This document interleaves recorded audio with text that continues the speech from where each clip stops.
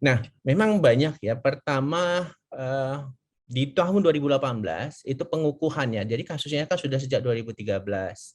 Kemudian karena kemudian berlarut, bertambah lagi kasusnya, tambahan-tambahan kasus itu sangat banyak.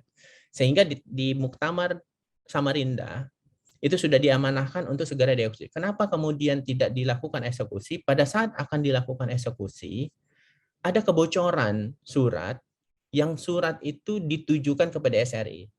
Sehingga hebohlah kebocoran itu. Kalau kita masih ingat beberapa kebocoran surat terkait akan diberhentikannya Dr. TAP. Tentu ini menjadi konsentrasi bagaimana strategi yang dilakukan oleh MKEK, termasuk bagaimana MKEK kemudian sudah memenuhi panggilan kepada RDP terkait benar atau tidaknya surat itu. Itu sudah dijelaskan oleh almarhum Dr. Broto, Ketua MKEK pada saat itu untuk menjelaskan ini.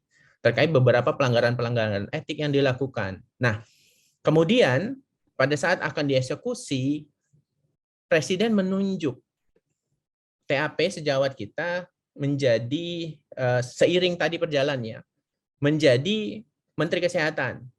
Tentu ini kita hormati keputusan hak prerogatif Presiden ini karena beliau adalah jabatan publik. Kita mencegah dulu agar tidak seolah-olah mencampuri urusan politik. Ini kita hindarin. Untuk menenangkan massa juga, jangan kemudian seolah-olah hak prerogatif Presiden tadi diganggu oleh organisasi profesi ID. Tentu kita menghindari ini.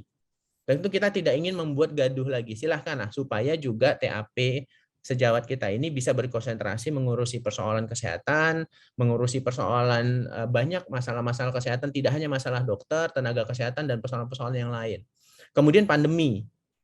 Nah, seiring pandemi pun kita sangat berkonsentrasi terhadap banyaknya sejawat kita yang meninggal, terhadap APD yang tidak terpenuhi, terhadap obat-obatan yang belum ada, evidence base yang pengobatannya yang lain yang masih kita pelajari karena ini kasus baru.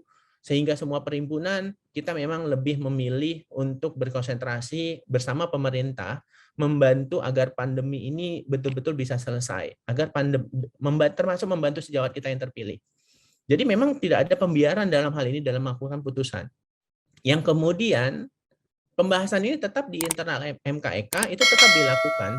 Diskusi internal ini, pertemuan dengan MKEK pusat, MKEK di wilayah tetap dilakukan.